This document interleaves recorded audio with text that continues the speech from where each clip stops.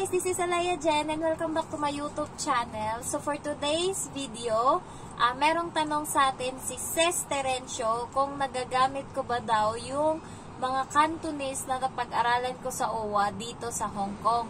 So hindi ko siya nagagamit guys, pero may konti lang akong alam. Alam ko lang kung paano magbilang. Magagamit mo lang siya pag pumunta ka ng market and pag hindi ko kasi naiintindihan, ang sasabihin nila sap yat or ganyan yat man, ganyan. So, doon ko nagagamit. Pero bobo pa din ako. Nag-aabot na lang ako ng pera and nag-aantay na lang akong suklian. Or kaya, halimbawa, kanina bumili akong choy sam and then merong nakalagay 12 and then 7. So, kung dalawa ata, 12 mo siya bibilhin. Pag isa lang, 7. So, hindi ko masabi-sabi. So, tinuro ko lang yung number 7. And then, ayun na, binigyan ko siya ng 7. And then, ayun na, binalot niya na yung choy sam na halagang 7. So, ganun. Pagka gusto nyo mamili and hindi nyo alam kung paano, basta ituro nyo lang yung number niya nakalagay dyan. May mga number naman na nakalagay sa mga gulay. Halimbawa naman sa nakabasket, may nakalagay dyan na 20, isang basket ng mangga, ganyan. So, pag dalawa bibilhin mo, paanuhin kanila ng 35 na lang pag dalawa bibilhin mo, dalawang basket ng mangga. So, may mga discount silang ganun. So, yung mga prutas dito, more on basket-basket sila guys. Hindi per kilo dito. Minsan lang sila nagkikilo, more on basket-basket sila. Sa gulay naman, per pieces, ganun. And then, yun nga, sa gulay, halimbawa, talong, ayan, per piece mo sila bibilhin. Kasi malalaki yung mga talong dito guys, mahahaba. Ganyan. So, yung mga sili, ayan, meron din dito mga kangkong, nakabungkos na, ayan, so mga repolyo, ganyan. So, iba sa Pinas. Sa Pinas kasi di ba kinikilo kahit sibuyas dyan. So, dito hindi sila ganun. Hindi sila more on kilo. Minsan lang sila nagkikilo. More on mga basket-basket sila. Ayan. So, nagagamit ko nga ba yung Cantonese? Nagagamit ko lang siya konti pag, nandun ako sa bahay ng parents ng amo kong babae. So, minsan, yun nga, yung doche, pagka binibigyan ako ng pagkain, pera, yan, doche. Pag binibigyan ako ng, yung mga pagkain, halimbawa, pinapakain ako. Ayan, doche sai, popo, doche sai, kongkong. Ayan, so, pag naman, pagka may ginawa sila, halimbawa service, halimbawa inopen nila yung pinto para sa akin kasi lumabas ako. So, emgoy naman yun, emgoy. Ayan. So, pag excuse me naman, emgoy din. Hindi ko lang alam kung paano yung tono. Emgoy, emgoy. Hindi ko lang alam dyan. May rising and falling intonation kasi yan. Ayan. So, yung natutunan ko lang and always ko inaasar yung alaga ko is yung Faitila. It means kasi ng Faitila, faster. Ayan. So, sinasabihan ko parati yung alaga kapag niloloko ko or nagtatakbuhan kami, Faitila, Emma! Ganon. And then, ano pa ba? Pagka good morning, Jusan. Pero hindi ko ginagamit kasi magaling naman mag-English tong alaga ko.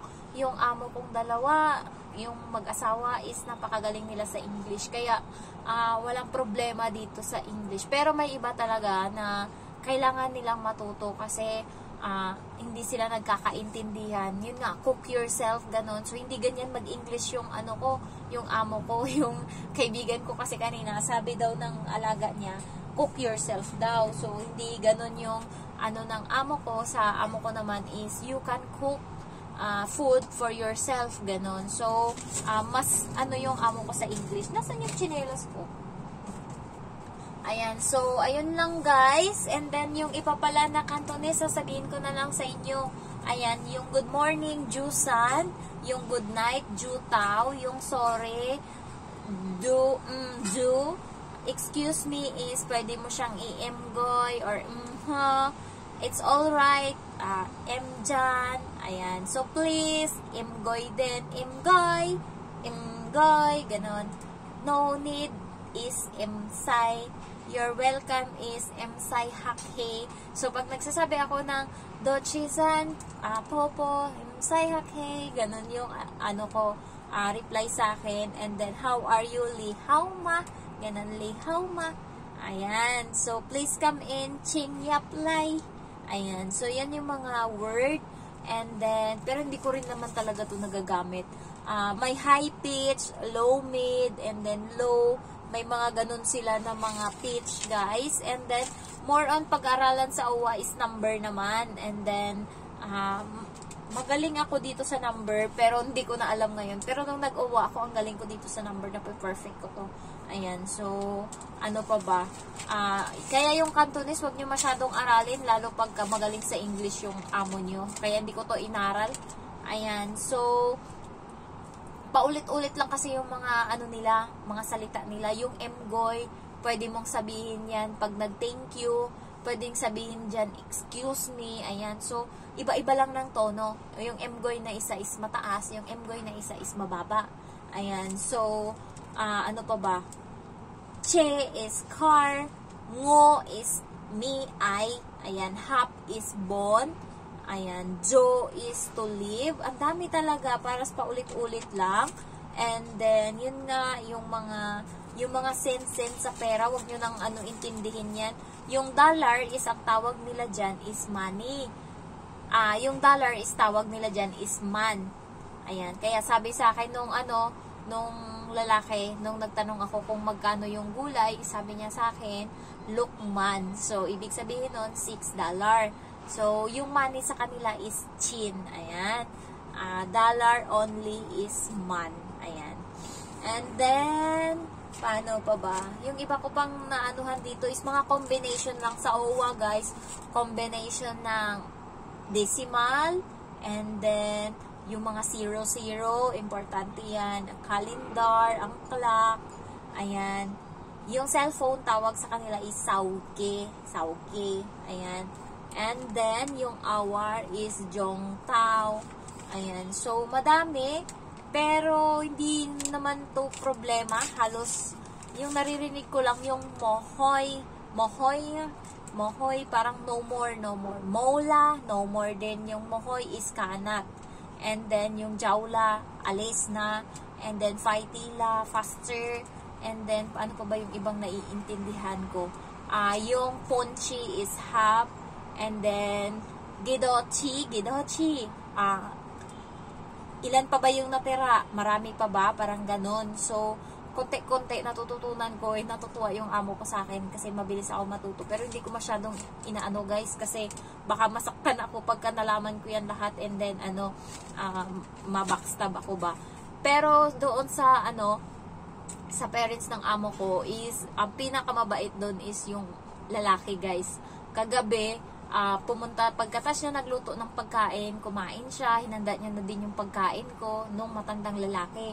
So, siya yung naglalagay ng mga pagkain ko, kung ano yung mga kakainin ko, nakaseparate yan dyan.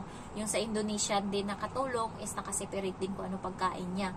So, pagkatapos is kumain siya and then umalis siya, pumunta sa temple, and then kami naman ng bata is naglaro. So, pagkatas nun kumain ako, and then pagkatapos kumain, naglaro ulit kami sa kwarto. May kwarto yung bata doon, puro laruan lang. So, sinarado namin, sa loob kami naglalaro.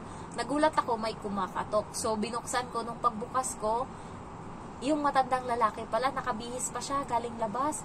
And then, nagulat ako, inabot niya sa akin yung pagkain, nasa taas. Ano siya, mooncake na merong gold sa gitna. So, nagulat ako. Ako lang yung binigyan niya, guys. And, pasimple niya pa talaga yung binigay sa akin. Pero nakita din ng amo ko, kasi wala akong bulsa. So, nakita ng amo kong bit ko paglabas. So, nagulat yung amo ko na meron akong pagkain. And alam naman nila na galing yun sa matandang lalaki. So, yung matandang lalaki, parati akong binibigyan niya ng pagkain. Pagka nandun ako, minsan sinusubo niya pa sa akin yung pagkain. Halimbawa, yung mani. Ayan, kakain yan siya. And then, kukuha yan siya, isusubo niya yan sa akin. So, minsan tinatanggap ko, minsan humihindi ako. Or minsan tinatanggap ko, inilalagay ko sa kamay ko, tsaka ko isusubo ngayon. So, ganun yan siya sa akin. Mabait yung matandang lalaki. Mabait nga siya. So, parati ako niyan binibigyan mga chocolate. And then, ayan nga, pag nakikita niya ako, binibigyan niya ako biscuits. Kahit ano na mga makita niya, basta may mga pagkain yan siya dyan na nakastock sa cabinet, binibigyan niya ako. And then, yung matandang babae naman is, pag nakaupo ako dun sa gilid, makikita ko na lang, inaabutan niya ako ng M&M na chocolate, 2 peraso, tapos 1 biscuit. So, pag nakita niya ako sa gilid, kasi pagkahatid ko sa bata sa school niya, sa English school, babalik ako sa bahay ng matanda, 1 hour muna ako doon bago umalis uli. So, nakaupo lang ako kasi bawal ako umupo sa loob. So, sa labas ako umuupo sa may upuan doon. And then, maaabutan niya ako ng pagkain. Nung nakaraan kasi ayoko doon kasi nga may naririnig ako na bad doon sa Indonesia na katulong. So, parang naapektuhan din ata. Parang hindi rin ako ano ko dati ng matandang babae kasi nga dahil doon sa kwento niya. So, ang ginawa ko ngayon, hindi ko lang alam kung anong hanas doon. Basta ang ginagawa ko ngayon is hindi na ako nakikipag-usap masyado doon sa katulong nila para iwas issue. Kasi baka pag pumasok ako sa loob, masabi niya na nagchichismisan kami doon, sinisiraan niya yung matanda. Kaya ang ginagawa ko, lumalayo ako, nakikita yun ng matanda. Kaya siguro ngayon okay na sila. Hindi na kami nai-issue. Kasi ngayon, pagdating ko, babatiin ko lang yung katulong and then lalabas na uli ako. Hindi ako nagpepermi doon. Hindi katulad dati na magtatagal ako sa kusina, kakausapin ko yung katulong. So ngayon hindi na. Nakakakonting kausap na lang kami pag pupunta siya doon sa laruan ng bata. Halimbawa, kakain ako and then siya ngayon yung papalit sa alaga ko. Lalaruin niya muna yung alaga ko. And then pagbalik ko, nakaupo na kami pareho. So doon nakakakwento kami. Pero hindi katulad dati na pinupuntahan ko siya yung tinatanong. Iba na kasi simula kasi nung parang nagbago yung ugali ng mga matatanda kasi iniisip nila na sinisiraan nga na yung ugali nila is kinikwento nung katulong. So, ngayon, lumalayo na ako para wala ng issue. And then, napapansin nila yun and wala na silang problema. Ayan. So, ayan lang guys, yung mga Cantonese, no need to worry about that. Kasi as long as nakakaintindi ka ng English and magaling ka naman dyan, madali lang siya kasi mostly yung mga Chinese dito, hindi naman sila kumukuha ng katulong kapag hindi sila magaling mag-English or hindi sila nakakaintindi ng English kahit papano. Ayan. So, yung mga matatanda kasi dito na mga katulong, ay na mga employer, yung mga kinukuha nila is mga Indonesian. Pero yung mga bata, yung mga aalagaan, mostly mga Pilipino yung kinukuha nila kasi mas natuturuan yung bata ng pag-English and aside from that, mapulido talaga gumawa yung mga katulong na mga Pilipino. So, ayun lang, kahit na minsan, kuya-koy din tayo, pero at least, kahit papano, quality naman tayo pag gumawa. So, ayun lang guys, if you're new to my channel, don't forget to like, to comment, and to subscribe. Thank you so much for watching. Bye-bye.